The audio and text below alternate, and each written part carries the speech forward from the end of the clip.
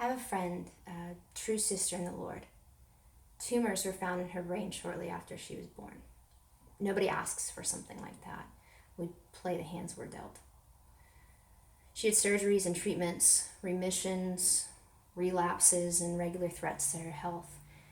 And when we met, despite her deficiencies, we became friends immediately, united in the bonds of peace because the Spirit in her recognized the Spirit in me. In her 30s, the tumors were pressing on her brain in such a way that she was going to have to get them removed or she might die. While she was in surgery, she had a stroke, and the doctors had to fight for her life. And she says when she woke up, she was in an unfamiliar hospital room, all alone, and it was dark. She said her body was full of pain. She didn't know what had happened or where she was. She didn't even know who she was. She didn't know her own name. But she told me later, I knew who Jesus was, so I wasn't afraid. Talk about setting our minds on Christ. She told me this story after she'd relearned how to talk. She had to relearn how to walk and how to eat. Entire systems of her brain had to be rewired to overcome the damage from where the blood leaked. But her mother told me that during that time, roommates, doctors, nurses, guests, techs, therapists came to know Christ. First of all, it was a miracle that she'd survived. But even more miraculous was her single-minded insistence that Jesus was her life. These people were moved to truth because of her profound light. My friend told me that relearning hurt, and it was hard, and it was really, really frustrating, but she couldn't think to quit. I'll go home to be with the Lord someday, she'd say. But while I'm here, I live for Him. And that was it. She understood that in Him we live and move and have our being. The entire force of her imagination was set completely on the King. It's so easy for a lot of us to let our imaginations run amok. Because when things get hard, we tend to turn to the world to help us numb. So we end up setting our minds on all kinds of ungodly, worldly junk, like shows and movies and internet controversies, like these plot lines don't corrupt. It's like eating nothing but Cheetos and cake and expecting to have the energy we need to run. The Word says we all have a race.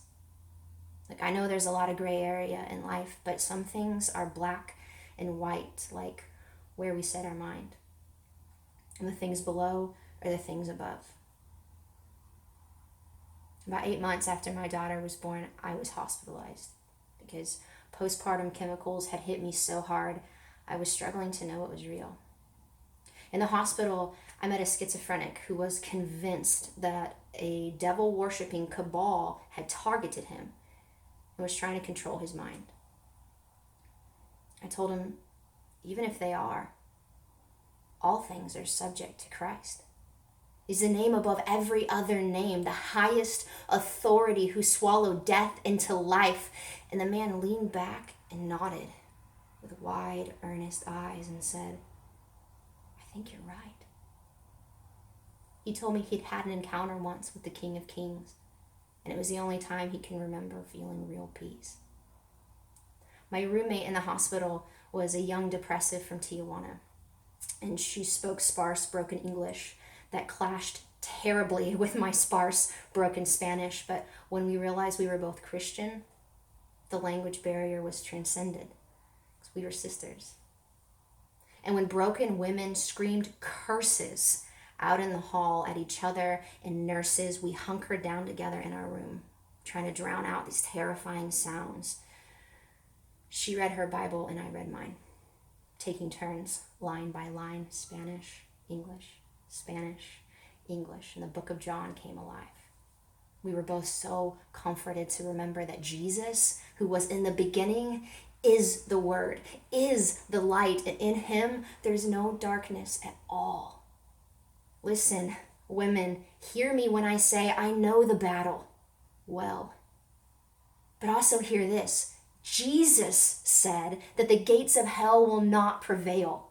The fiery darts of the evil one have no power to penetrate our minds when we have on the helmet of salvation.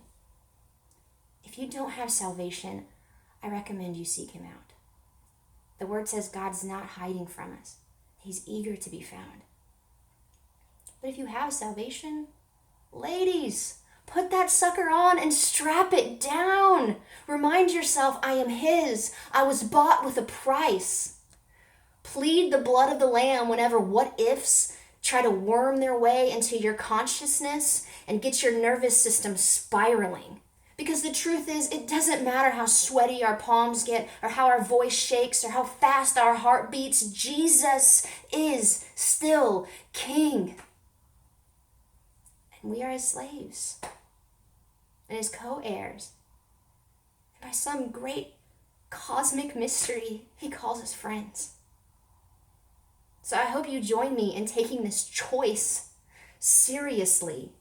Will we choose to think about the concerns of the world? Or will we choose to stay our minds on him? Will we choose to let the pleasures and worries of life choke out the seeds of the word? Or will we protect the good soil of our hearts so we can shine forth as light into the dark? It's a crooked generation. And the world hated Jesus, and it's going to hate us. Because the world is only interested in things and people it can manipulate, bend to its will, people who will come at its every beck and call. The world doesn't want to worship the Creator. It wants us subject to the fall. So the world doesn't get to tell me what to think about because I've seen its fruit. The world hates God, hates justice, hates truth. So we set our minds on the things above, the things that were and are to come. Ladies, this is the day the Lord has made. This is the day of salvation. So choose this day who you will serve. The gods of the nations around you? The gods of your fathers and friends? Or will you choose the true God? The God of Abraham, Isaac, and Jacob. The God who came and died and rose again to set us free from the delusions of sin. The only God who knows the whole. Every hair, every bit, from beginning to end. Think on him.